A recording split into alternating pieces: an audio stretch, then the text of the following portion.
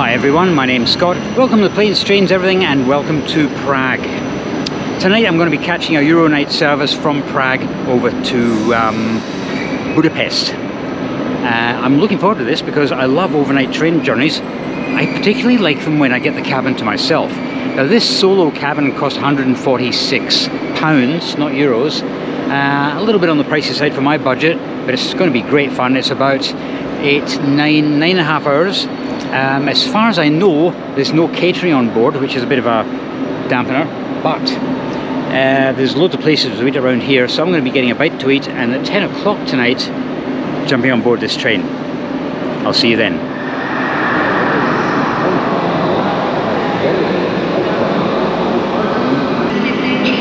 How amazing is this station?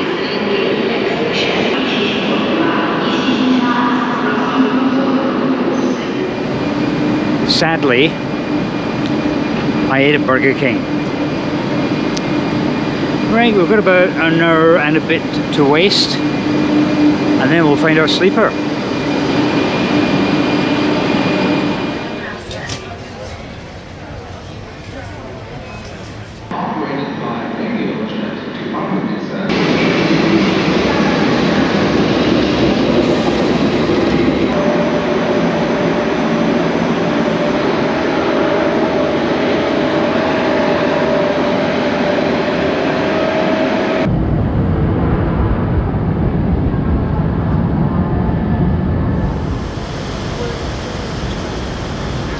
Okie dokie, platform 4, and we're already running 5 minutes late.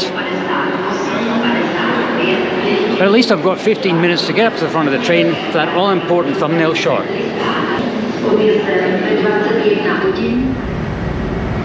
And here we go, 364, third from the front. But is that the front?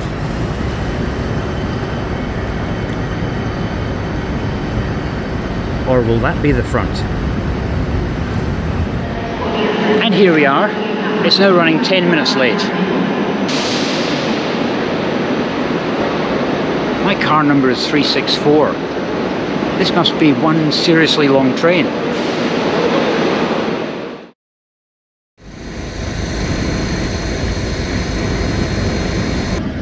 "364. Right, let's get on board.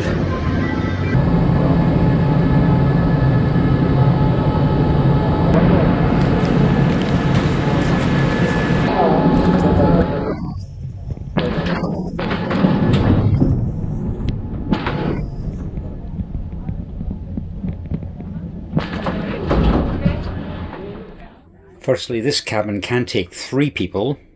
1, 2, 3. But like I said, I have this to myself. You get a goodie bag.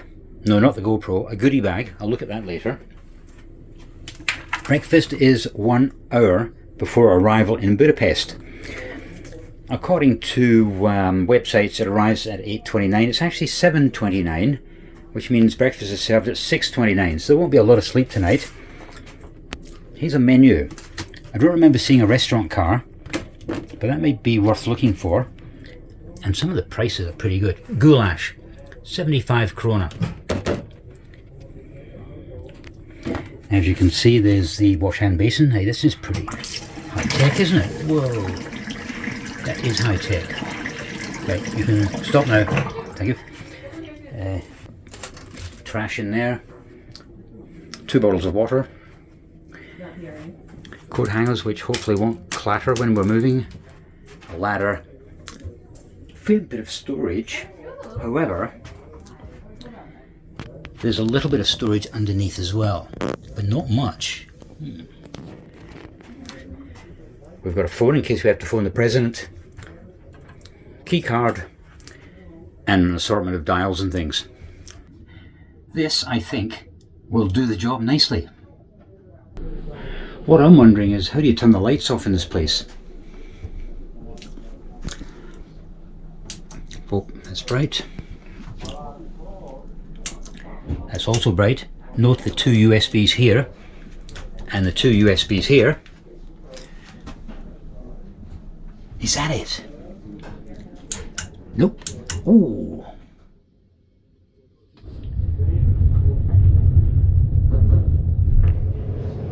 Okay, let's look at this goodie bag here. Very stylish slippers. Oh, and soap.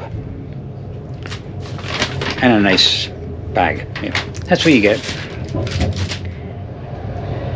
Just reading the menu here, and it looks as if everything gets delivered to your compartment. There is no actual restaurant car.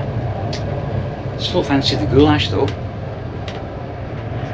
The car attendant seems a little bit busy at the moment. He's down in the other car running around like a headless chicken, so I'm not going to annoy him for any goulash. So if I see him, if I hear him, I'll jump out and grab him.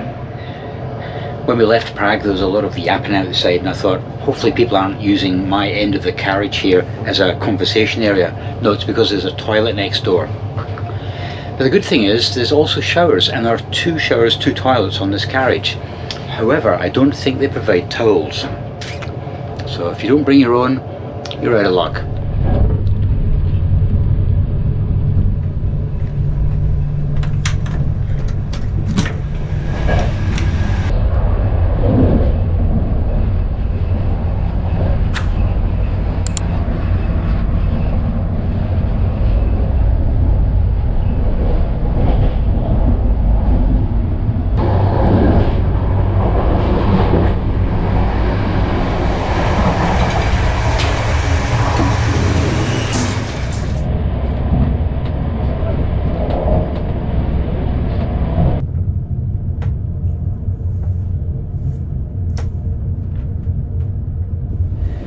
Fancy a toilet tour and to check out this shower?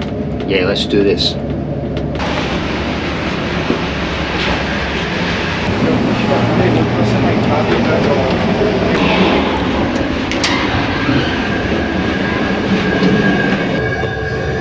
Okay, an update. 2 toilets, only one has a shower and it's locked.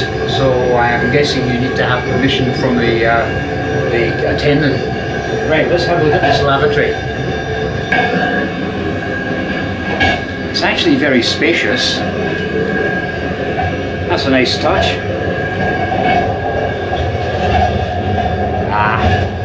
Windows are sealed, so no chance of hanging out of them.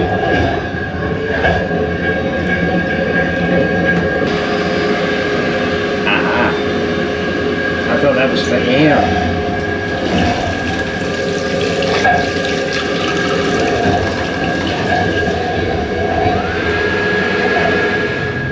The problem I have with sleeper trains is this thing here, windows. I find it hard to sleep at the best of times, but I also find it hard to sleep when I know there could be things happening outside. Even though it is night time, what are you going to see? You might miss something.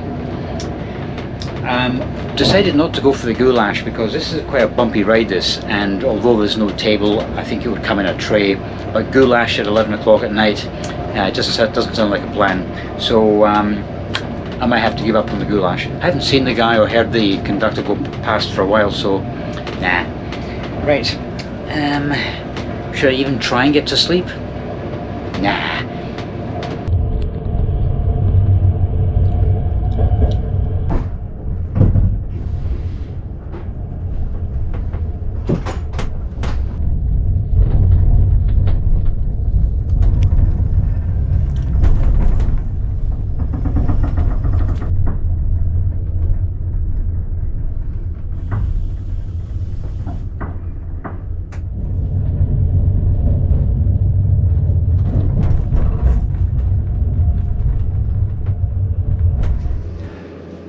Before I left home, I was trying to work out how many intermediate stops there were, and I couldn't work it out. So when I was waiting at Prague station, I estimated there was at least 6 in Czechia itself. I don't know if there's any more once we cross the border into Hungary. So this is about stop number 5 already.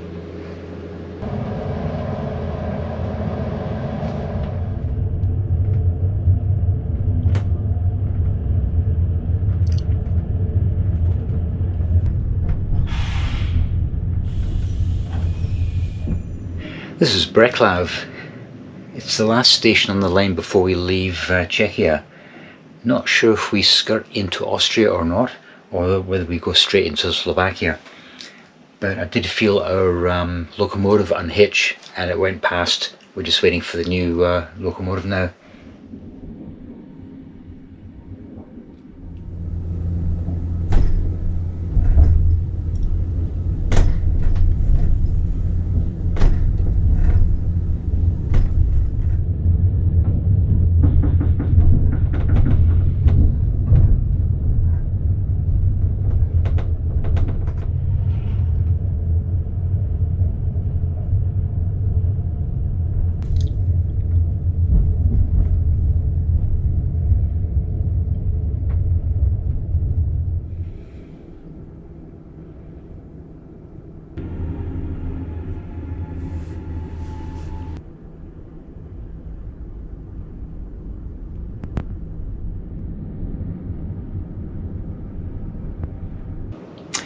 It's just gone 4 AM and we've been here at the border for about 3 hours. No idea what's going on. I'm taking a guess that the Hungarian locomotive hasn't turned up, because there are trains passing through, so it's not as if there's a derailment or a problem on the line.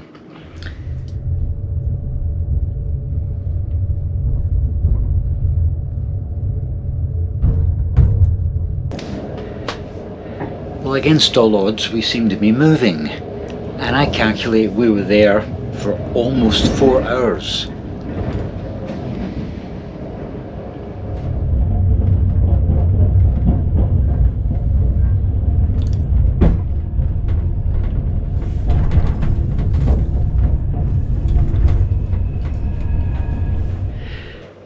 Well, we've made it to Bratislava.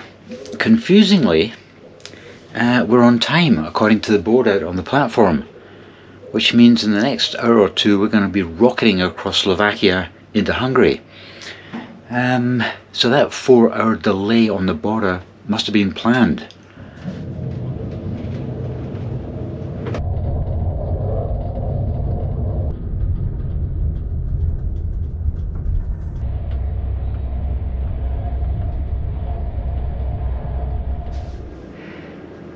The nice car attendant has just delivered breakfast, which means 1 hour to Budapest.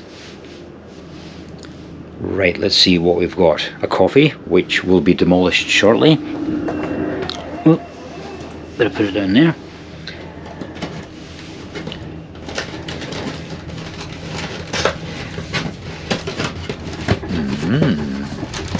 I actually can't remember what I requested.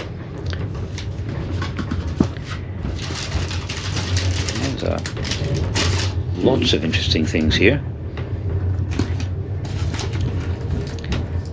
Fruit juice, a wafer thingy, butter. Ah, that must be a roll. Yes, got it. It's all coming back to me now. Right, just a second. Boom, there we go. That will do me nicely.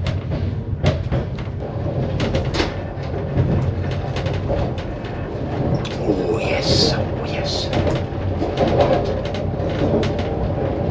That's going to do the job.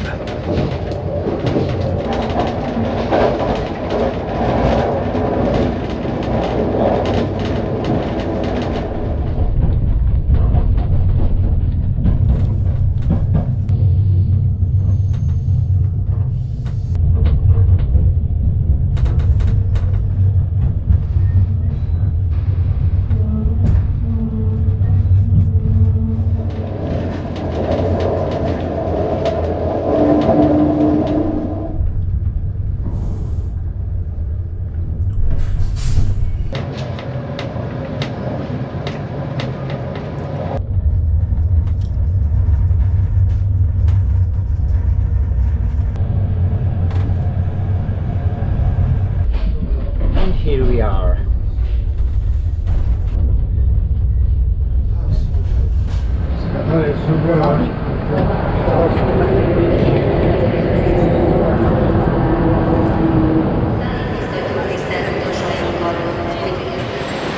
Well, we made it to Budapest. 40 minutes late, but that just means 40 minutes extra in my compartment. That carriage attendant was brilliant. What a guy. Really, really good service from him. That 4 hours at the border really confused me. But it all makes sense now because it stretched the journey out. 10 p.m. to 8:30 a.m. Reasonable times. But without that 4-hour wait, it would have been maybe as late as 2 a.m. out of Prague. That's not very good. Or 4:30 a.m. into Budapest. That's not very good either. So it made a lot of sense. Would I do that again? Definitely. I would try and avoid that compartment number 1 though, because it was next to the toilet and all night there was bang, bang, bang. But apart from that, excellent. So thanks for coming along, and I'll see you next time.